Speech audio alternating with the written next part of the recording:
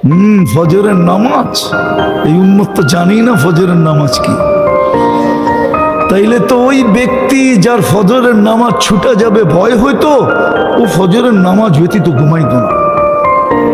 হ্যাঁ হ্যাঁ হ্যাঁ, ফজরের নামাজ তো জান্নাতের টিকেট। ফজরের নামাজ তো ফেরেশতাদের সাক্ষী। দুই সময় শিফট পরিবর্তন হয়, ফজর এবং আসরে।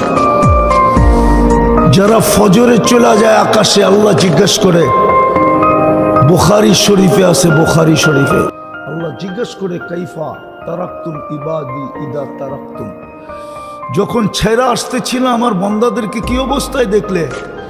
তো ফেরেশতারা বলে, আতাইতুহুম ইউসাল্লুন তারাকতুহুম ইউসাল্লুন, যখন ছেড়ে আসতেছিলাম তো ফজরের নামাজ পড়তেছিল, আর যখন গেছিলাম আসরে তখনও দেখছি নামাজ পড়ে। তা আল্লাহ বলে, পুরাটা সময় নামাজ লেখো। ফজর থেকে আছর নামাজ, আছর থেকে ফজর নামাজ।